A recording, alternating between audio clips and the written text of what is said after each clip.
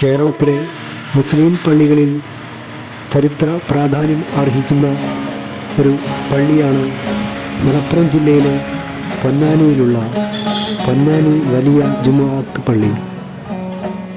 മലബാറിലെ മക്ക എന്ന് വിശേഷിക്കപ്പെട്ടിരുന്ന പൊന്നാനിയുടെ വൈജ്ഞാനിക രംഗത്ത് ഈ ജുമുഅത്ത് പള്ളി സുപ്രധാന പങ്കാണ് വഹിച്ചിരുന്നത്.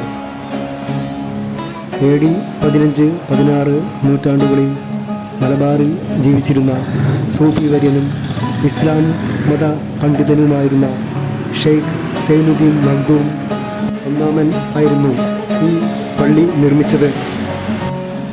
AD 1518 നിർമ്മിക്കപ്പെട്ടു എന്ന് കരുതപ്പെടുന്ന ഈ പള്ളിയുടെ വാസ്തുവൈദഗ്ധ്യം ഇന്നും ഒരു അത്ഭുതമാണ്.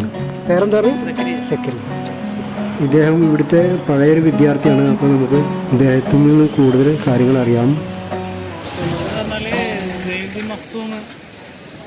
നമുക്കറിയാലോ, പൊന്നാനിയാണ് ആദ്യം കേരളത്തിലേക്ക് ഇസ്ലാം കടന്നു വന്നത്. ഏകദേശം 700 വർഷത്തിലധികം പഴക്കമുള്ള പള്ളിയാണിത്. 700 വർഷം. ഇവിടെയാണ് പണ്ട് നമ്മളെ ഏത് ഉസ്താവന്മാർ ആരെ കേരളത്തിൽ നിന്നത്തെ പണ്ഡിതന്മാരൊക്കെ നോക്കിയാലും എല്ലാവരുടെ ഉസ്താവും എല്ലാതും ഇവിടുന്നാണ്. തുറക്കപ്പെടണം എല്ലാ കാര്യങ്ങളും ഇസ്ലാം വന്നതും ഒക്കെ. അതേപോലെ ഒരുപാട് ചരിത്രമുണ്ട്. അതായത് പൊന്നാനി ഇത് എന്ന് പറഞ്ഞാൽ മക്കയാണ്.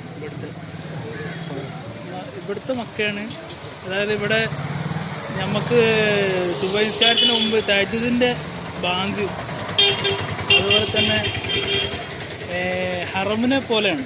അതായത് ഹറമ് കൂട്ടൂലല്ലോ, അതുപോലെ ഇതും 24 hours തുറന്നിട്ടുണ്ടാവും. അതൊക്കെ തന്നെയാണ് നമുക്കുള്ള അറിയാം. പിന്നെ ആ പള്ളിൻ്റെ ഉള്ളിൽ കയറിയാൽ ഒരുപാട് കാണാനുണ്ട്. ഒറ്റ തടിയിൽ നിർമ്മിച്ച പള്ളിയാണ്. വലിയൊരു തേക്ക് ഒഴുകി വന്ന കടവുണ്ട് ഇവിടെ. അതിൻ്റെ അപ്പുറം ആ ഒരൊറ്റ തേക്ക് കൊണ്ട് നിർമ്മിച്ചതാണ്. ഒഴുകി വന്നതാണ്. അത് ഒറ്റ തടിയിൽ നിർമ്മിച്ച പള്ളിയാണ്. അത് ഏറ്റവും മുകളിലെ അറയിലാണ് സൈനുദ്ദീൻ മഖ്ദൂം ജിന്നുകൾക്ക് ക്ലാസ് എടുത്തെന്ന് പറഞ്ഞ ആ മുറി. അതതിൻ്റെ മേലെ കാണാം. രാത്രിയായാൽ കാണാൻ പറ്റൂല, കാരണം ഇരുട്ടായിരിക്കും, അവിടെ വെളിച്ചൊന്നുമില്ല. അങ്ങനെ രാത്രി എനിക്ക് തോന്നുന്ന ഒരു 12 മണിക്ക് ശേഷം പിന്നെ ആരും കയറ്റി വിടാറില്ല ഉള്ളിലേക്ക്.